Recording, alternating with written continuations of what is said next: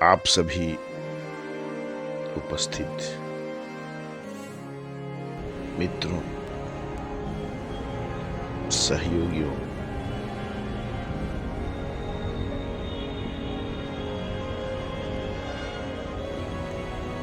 परम प्रभु श्री राम के भक्तों, सादर आमंत्रण है हमारी चर्चा गोष्ठी।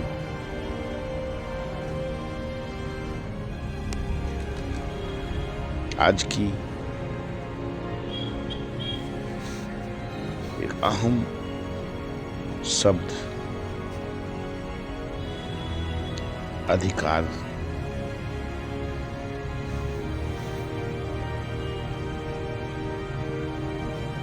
के ऊपर चर्चा करने के लिए हम एकत्रित हुए हैं। अधिकार और अधिकार। मतलब होता है अधिक, यानी समान से अधिक पाने की इच्छा ही अधिकार है। अधिकार एक तरह की सुरक्षित सुविधा का नाम है। किसी भी तंत्र को व्यवस्थित बनाए रखने का निमित्त होता है अधिकार। वैसे तो इसका सीधा संबंध उत्तरदायित्व बोध से है। इस दृष्टि से कुछ अधिकार पद या इस संबंध से जुड़े होते हैं, कुछ कर्म करके अर्जित किए जाते हैं, कुछ अपने प्रेरणा शक्ति के द्वारा प्राप्त किए या छीने जाते हैं। यही क्रमशः ब्रह्मा, विष्णु और महेश का स्वरूप बनता है। जीवन में यही रजो, सतो और तमो रूप में जीवन का संचालन करते हैं। किसी भी मानव के अंदर यह तीन गुण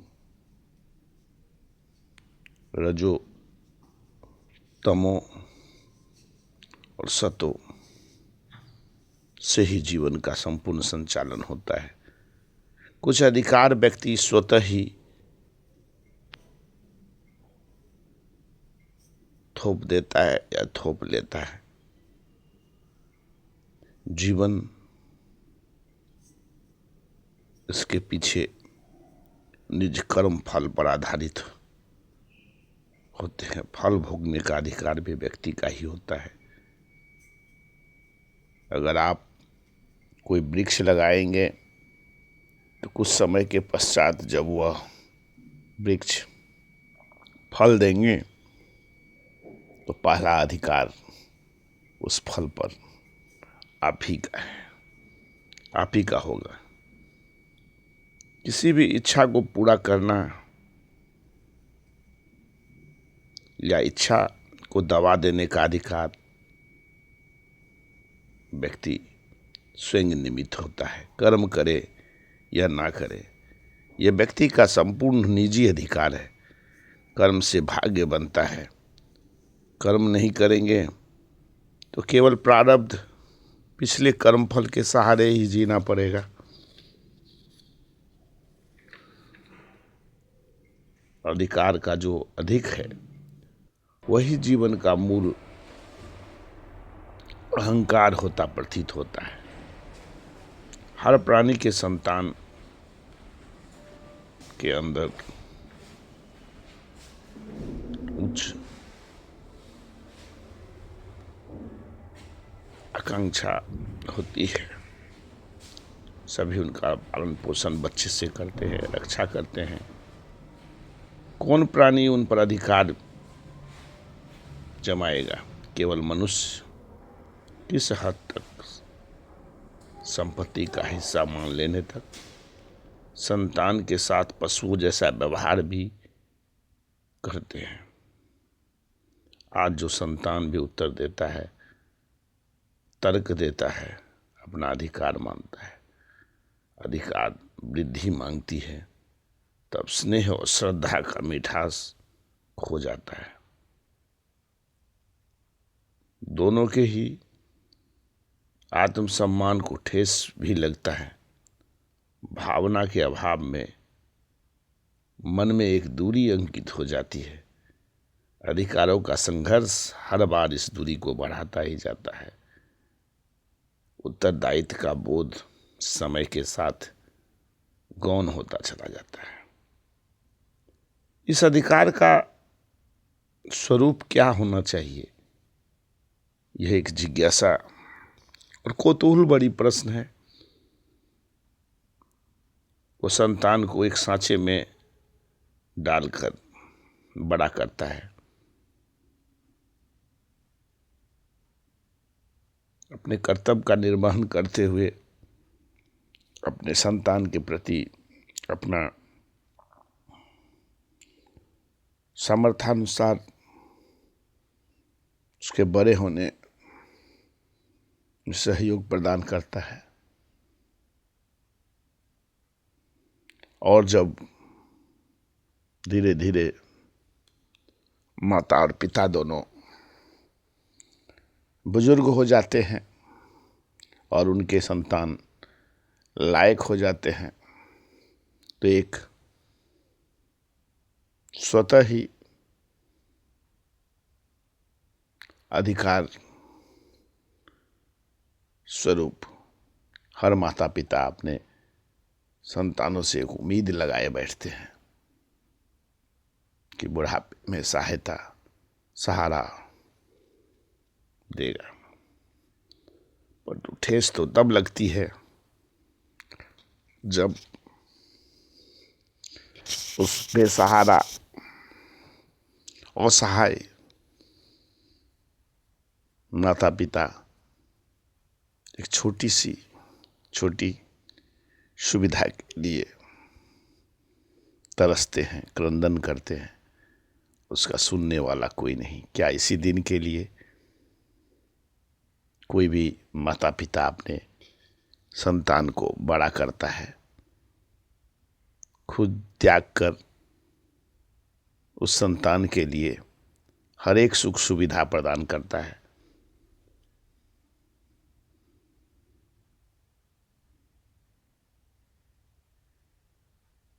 जाति, धर्म, रिश्ते, अच्छा बुरा, गुण दोष सब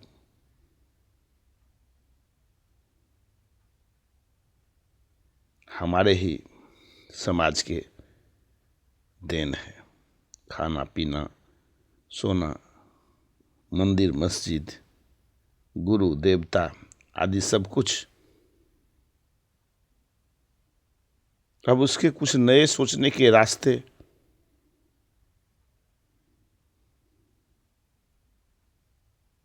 बनते हैं जो व्यक्ति के जीवन की सार्थकता को नष्ट कर देता है। किसी माँ बाप को अधिकार के आगे ये याद नहीं रहता कि संतान का भी अपना स्वतंत्र आत्मा, भाग्य एवं जीवन का उद्देश्य होता है। आज्ञा न माने तो डांट, पिटाई, कमरे में बंद, खाना बंद जैसी क्या क्या सजा नहीं देते। संतान यदि उत्तरदायित्व मानती है तो शांत रहेंगे, माफ कर देंगे तो माँ बाप को। यह एक विशेष प्रकार की अधिकार, माँ बाप के अधिकार भिन्न होते हैं। संतान तो दोनों के लिए बराबर होते हैं।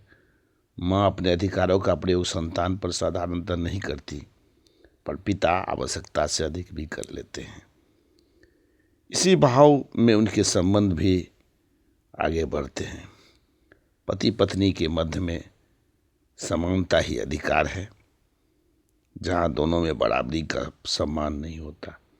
पति का अपना वर्चस्व हावी रहता है, वह घर एक बनकर नहीं रह सकता। संस्कार रूप में शून्यता के कारण परिवार में बिखरा मतभेद की स्थिति पैदा हो जाती है। उनका प्रतिनिधित्व कैसे करें, यह सवाल आता है। अधिकार के साथ सत्ता का एकमात्र भाव भी मन में पैदा होता है।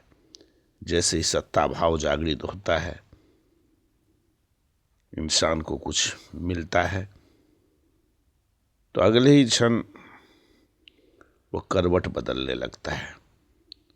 जिस प्रकार नौकरी के साथ अधिकार, समृद्धि के साथ अधिकार,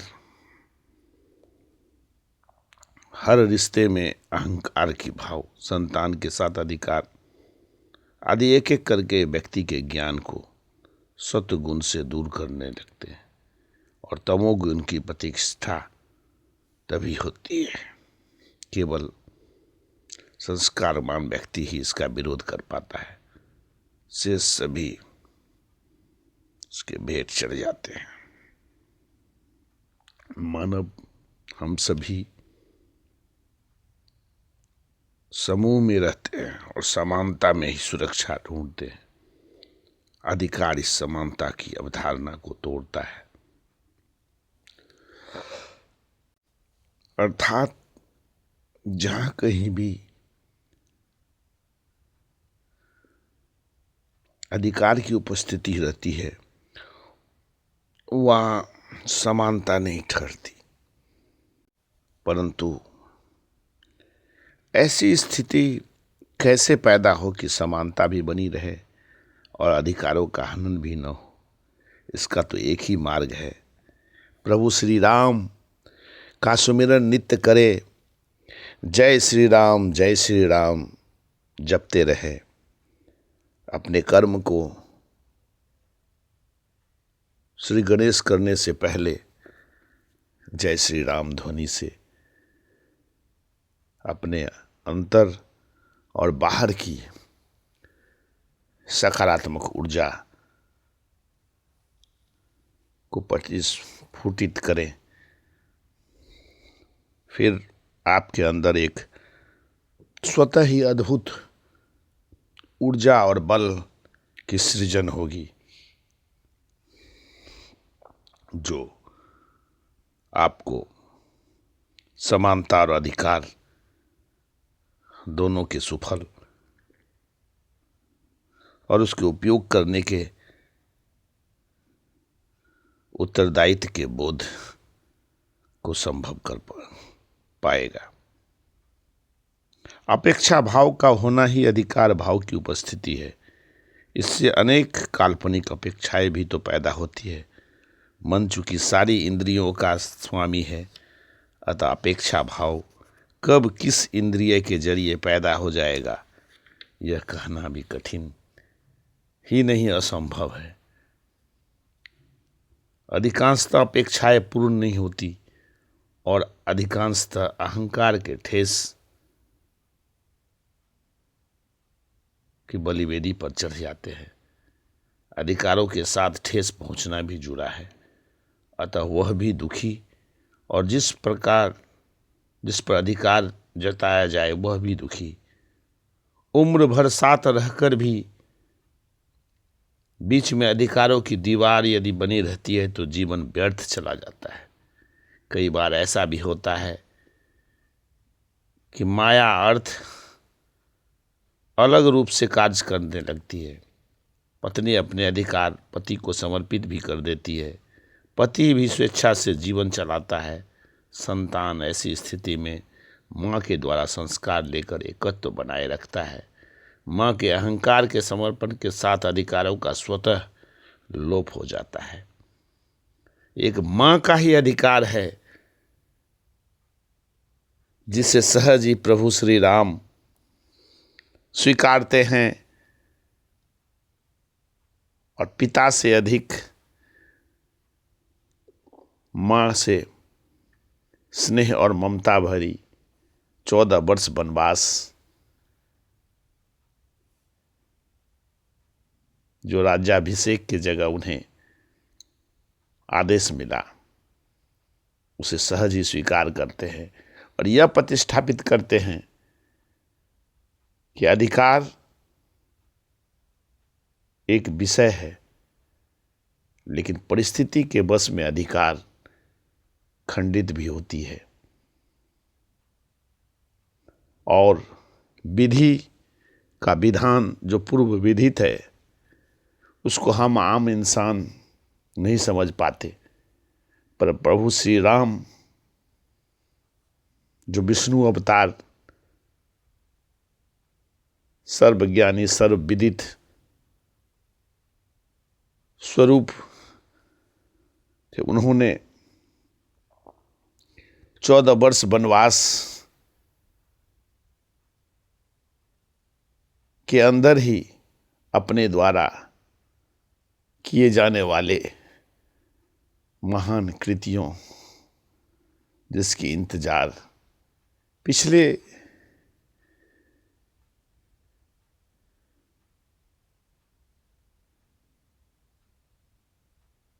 विधि के विधान को पूर्ण करने के लिए वह भी जरूरी था, जिसको सहज ही प्रभु श्री राम स्वीकार किए। तो आइए हम सभी श्री राम भक्त राम जी के जीवन संघर्ष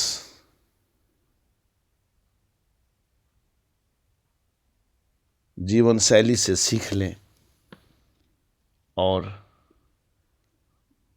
अधिकार और समर्पण,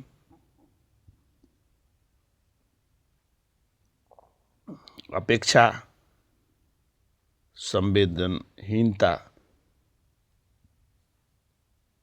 आदि प्रत्यक्ष भाव के अहमियत को समझें। जहाँ प्रियता रहती है स्वयं से अधिक तथा स्वयं को प्रिय वस्तु देने का ही भाव रहता है। अधिकार देना नहीं केवल लेना सिखाता है। अधिकार देना नहीं केवल लेना सिखाता है। समाज में भी व्यक्ति की तरह हर क्रिया में प्रतिक्रिया होती है, क्योंकि व्यक्ति मिलकर ही समाज बनाते हैं। यह प्रतिक्रिया ही परिवर्तन का अंग है, चाहे वो अधिकार के रूप में हो, चाहे कर्म स्वरूप प्रतिक्रिया के रूप में। जो सहज सरल रूप में स्वीकृत हो वही जीवन शैली कहलाती है, वही जीवन शैली कहलाती है। तो अधिकार में अधिक खुद को वंशीभूत न करे। अगर आपके कर्म सही है, अगर आपके भाव सही है, तो अधिकार स्वतः ही काम करेगी। उसमें आपके विशेष रूप से जताने की जरूरत नहीं है। जहां अधिकार को आप जताएंगे वहां एक अहंग भाव पैदा होगी, एक विरोधाभास पैदा होगा और एक सहज सुंदर सुखद रिश्ता भी कांटे की तरह कष्टदायी क्षण में परिवर्तित हो जाएगा। अतः रख आस्था उस प्रभु श्री राम पर, कर कर्म निज बाहुबल से, ना डर ना डर तू कर्म किए जा, फल की चिंता ना कर। है प्रभु श्री राम तेरे कर्मों के अनुरूप फल देने वाले, स्वयं भाग्य विधाता तेरा, स्वयं भाग्य विधाता तेरा। वो अनंत, उनकी कथा अनंत, उनके जीवन शैली से जुड़े निज जीवन का संघर्ष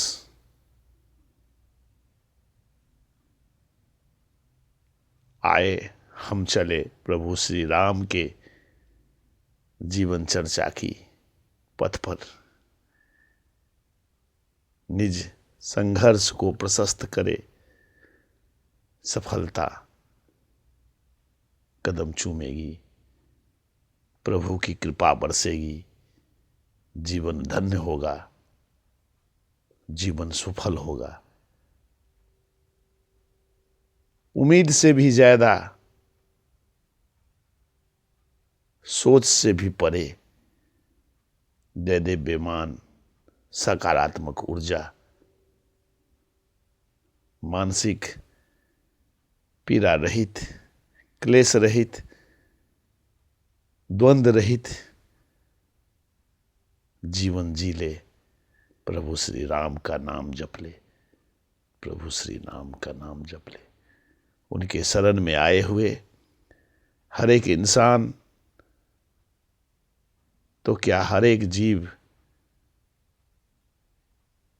को मोक्ष मिल जाता है, यानी संघर्ष पूर्ण जीवन से मुक्ति मिल जाता है। ये आप पर निर्भर करता है कि अपने कर्मों के द्वारा, अपने निज धर्मों के द्वारा प्रभु श्री राम को इष्ट बनाकर हर एक काम की शुरुआत और अंत करे। फल तो सकारात्मक होगा ही, मंजिल भी मिलेगी, फल भी मिलेगी, अनंत सुख की अनुभव भी होगी। मान मर्यादा प्रतिष्ठा,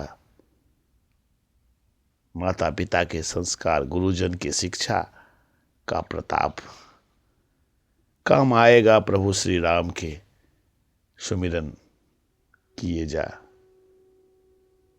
जीवन इस शरीर रूपी, काया रूपी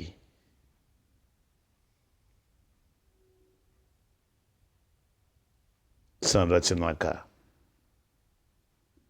स्वरूप है। इस स्वरूप को प्रतिष्ठापित कर प्रभु श्री राम के चरणों में अर्पित कर, जीवन धन्य होगा, जीवन सफल होगा। धन्यवाद आप सभी को, दिल से नमन। धैर्य के साथ इस चर्चा को सुने और निज जीवन में इसके उतारिए। जीवन शैली बदल जाएगी, सर्व सुख का अनुभव होगा। और यह चर्चा एक ऐसी चर्चा है जो आपके मस्तिष्क में हमेशा के लिए ऊर्जा प्रदान करती रहेगी। ऐसा नहीं कि यहाँ से सुनने के बाद घर गए और सब भूल जाएंगे। इस चर्चा के अंदर प्रभु श्री राम की एक असीम कृपा, असीम शक्ति छिपी हुई है। जब मेरे मुख वचनों से यह चर्चा आपके कानों तक श्रवण युक्त होती है तो यह मस्तिष्क भी प्रभु श्री राम की ऊर्जा से संचित करती है, जो वर्षों तक आपके जीवन शैली को सुधारने में, जीवन को संघर्ष के जरिए, कांटों के जरिए ही फूलों से अनुभव करने के लिए प्रेरित होगी, अग्रसर होगी। और आप खुद ही सहज, सुखद और सृजनात्मक जीवन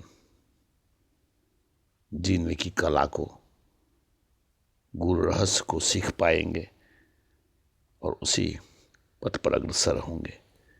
जय श्री राम, जय श्री राम, जय श्री हनुमंत लाल।